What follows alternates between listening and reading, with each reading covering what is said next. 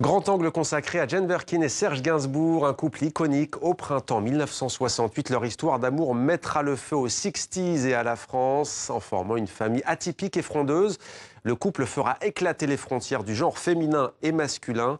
Longtemps critique musicale, en charge aussi des musiques actuelles au journal français Le Monde, Véronique Mortaigne révèle des facettes totalement inédites de ce couple de légendes. Bonsoir Véronique Mortaigne. Bonsoir. Soyez la bienvenue sur TV5 Monde. Votre livre a pour titre Double jeu, J-E, mais il y a un jeu de mots dans ce titre, on va le voir.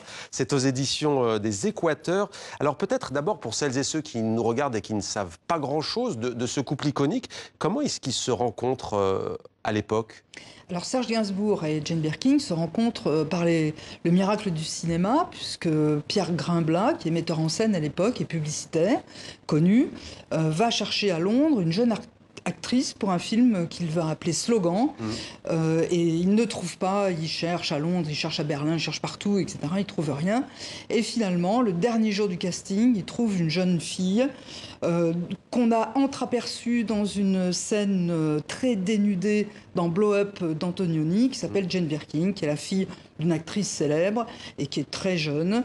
Et il la ramène à Paris, il la présente à Serge Gainsbourg, qui est son acteur favori du moment. Et ils se font la tête, ils s'aiment pas du tout, c'est une horreur. Et ils finissent par se rencontrer et vivre ensemble longtemps. Et ils tombent amoureux. Et le point commun, c'est que tous les deux vivent une situation douloureuse avant de finir. Jane explique qu'ils se sont réparés ensemble parce que Gainsbourg vient de se faire quitter par sa passion du moment, qui est Brigitte Bardot, qui est l'icône nationale absolue, d'ailleurs mondiale, avec qui il a entretenu 3 mois d'amour fougueux, avec qui il a enregistré Je t'aime moi non plus, pour elle qu'il a écrit au départ, et qui en fait en a interdit la publication en vertu de la jalousie de son mari, puisqu'elle est mariée avec un milliardaire allemand, Günther Sachs, avec qui elle finit par rester, qu'elle finira par quitter après. Mais Gainsbourg est esseulé. Et Jane, elle, s'est fait plaquer aussi par son mari, parce qu'elle s'est mariée très jeune avec John Barry, compositeur de musique célèbre, beaucoup plus âgé qu'elle, qui a composé notamment les génériques des James Bond. Donc, alors, Je t'aime moi non plus. Vous l'avez dit, on va faire partir quelques petites notes pour écouter ce morceau. Vous l'avez dit, au départ, il écrit la chanson pour Brigitte Bardot. pour Brigitte Bardot. Racontez-nous de l'histoire de cette chanson. Eh bien, il rencontre Brigitte Bardot, c'est magnétique, il tombe amoureux, et Brigitte dit qu'elle veut qu'il lui écrive la plus belle de toutes les chansons d'amour, et donc il prend des mélodies qu'il a déjà un petit peu à droite à gauche, et en une nuit, il fait Je t'aime moi non plus, il l'enregistre. Et c'est torride, l'enregistrement d'ailleurs est assez torride, et puis ça ne paraît pas. Voilà. Eh bien, on va la laisser, alors voilà, qui part la chanson. On va l'écouter tout en continuant cette entrevue avec vous. Comment est-ce que vous qualifieriez l'amour qu'ils ont vécu ensemble? Gainsbourg et Birkin, ou Gainsbourg et Bardot. Gainsbourg et Birkin. Gainsbourg et Birkin.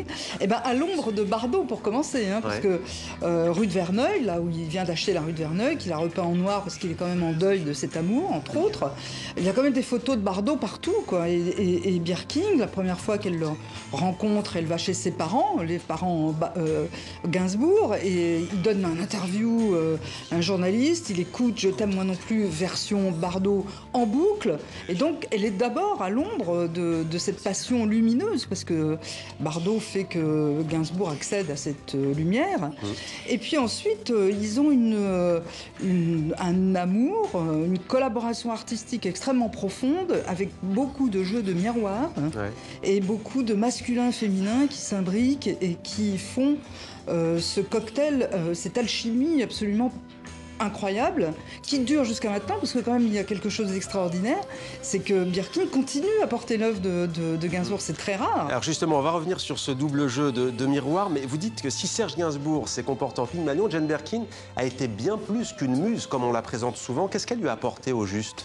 Quand j'ai posé la question à elle-même et à son entourage, unanimement, on m'a répondu, elle lui a apporté la féminité, c'est-à-dire la révélation de sa part féminine à lui. En lui offrant des bijoux, par exemple. Alors, elle lui a offert des bijoux, les fameux mocassins Repetto, qui à l'origine étaient quand même plutôt féminins. Elle lui a laissé pousser les cheveux, qui cachaient ses oreilles en feuilles de chou.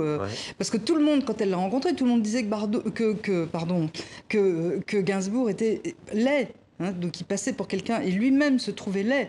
Donc c'est la transformation physique qui l'emmène vers justement cette féminité qu'il a vécue, lui, d'ailleurs en jouant du piano aussi dans des bars de transsexuels, chez Madame Arthur notamment, etc. Donc ce jeu de masculin-féminin, elle le révèle. Et elle lui a apporté aussi, vous dites, elle a allégé ses tourments. Oui, de la légèreté, parce que donc elle est jeune, elle est très bohème, elle incarne le Swing in London, qui est une vraie révolution, parce que Gainsbourg va trouver la révolution des mœurs, la révolution musicale à Londres, et va complètement ignorer le mai 68 parisien. Elle a son panier en osier, là, qu'elle balade partout, avec plein de choses dedans, un peu en vrac, et effectivement, cette légèreté fait que cette espèce de macho sans froid, d'un seul coup, ça s'attendrit. Alors revenons justement, vous disiez, c'était avec son père, hein, chez Madame Arthur, hein, vous disiez il y a la travestie, je crois qu'il l'appelle José. Il emmène Jeanne avec elle à ce moment-là. Là aussi, ça va jouer un rôle dans justement comment on pourrait dire, ces frontières du genre masculin-féminin qui sont quelque peu floues. Alors c'est un petit peu flou. Jane Birkin est très androgyne. Elle a un rapport assez gémellaire avec son frère Andrew, ils sont très proches.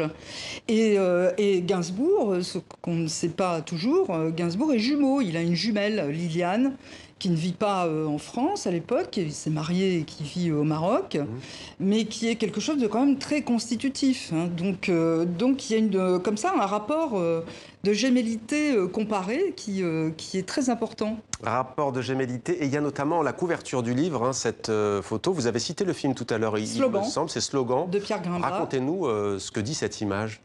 Eh bien, elle dit que, voilà, vous voyez, il est un peu timide, il est effarouché. Ouais. Elle arrive derrière, mais elle a un petit côté sûr d'elle aussi. Hein, et elle arrive derrière, il y a une sorte de miroir qui les coupe. Et puis d'un seul coup, eh ben, la jonction va se faire, et inévitablement, elle va produire un troisième être, si vous voulez. Et comme un miroir entre les amants aimantés, dites-vous. L'expression est très belle. Est-ce que vous diriez que ce couple a rendu les Français plus libres d'une certaine manière? On est en 1968, on célèbre aujourd'hui le 50 ans de mai 68. Alors d'abord, peut-être avant de répondre, vous mettez les choses au point. La révolte qui agite les étudiants à Paris, très peu pour lui, hein, Serge Gainsbourg. Ah oui, non mais Gainsbourg, lui, trouve que c'est de l'agitation. Enfin, il n'est pas du tout concerné par ça. Hein, donc ils sont en plein tournage de Slogan, ils sont ennuyés parce qu'ils doivent aller tourner des scènes à Venise, il n'y a pas d'avion.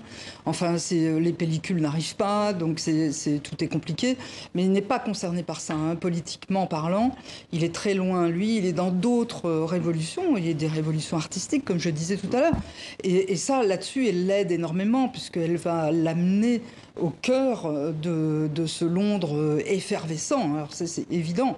Et puis, alors il y a une époque qui ne demande qu'à éclore, hein, parce que Bardot a préparé le terrain quand même largement. Hein, c'est quand même Brigitte Bardot est d'une liberté incroyable, de l'amour libre, etc. Et c'est pas évident après la guerre. Enfin, on est quand même dans les années 50 quand Bardot. Donc ils sont dans l'ambiance de mai 68 au fond. Alors ils sont dans l'ambiance de la révolution des mœurs, et ils vont effectivement aider énormément à être libre, de ne pas avoir de tabou, et même des choses qu'aujourd'hui on réprimerait. Hein, par exemple, toute la série de photos qu'elle a fait pour lui, où elle est plus ou moins nue, il apparaît en sadomaso, elle est presque attachée au radiateur, enfin, des choses qui seraient même impubliables aujourd'hui. Mais à l'époque, la liberté était très grande. Et que vous publiez dans ce livre, on ne saurait que le conseiller si vous voulez découvrir donc ces photos.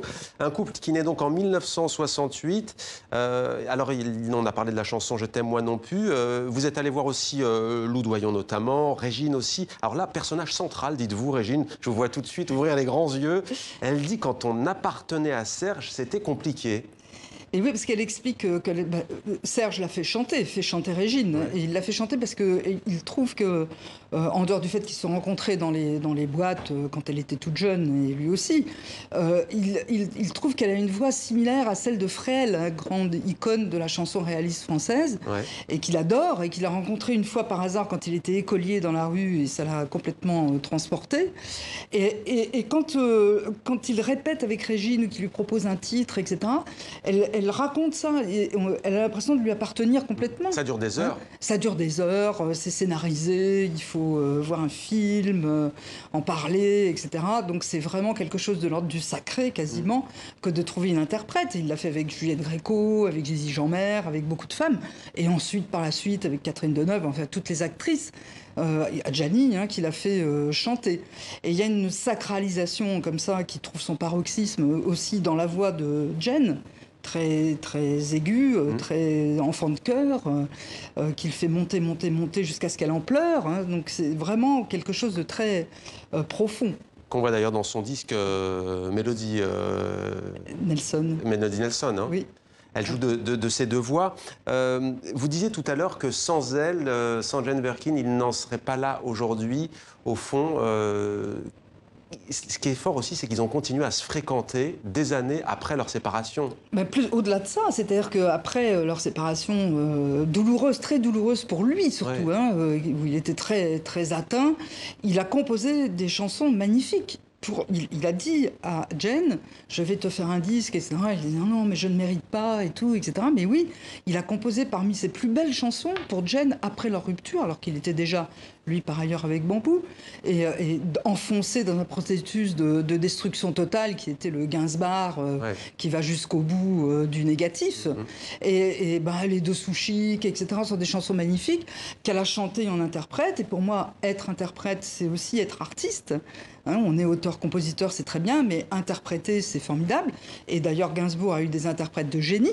Et Jen en est une, et elle continue à décliner l'œuvre de Gainsbourg jusqu'à aujourd'hui, maintenant sous forme symphonique, et auparavant en jazz, en oriental, etc.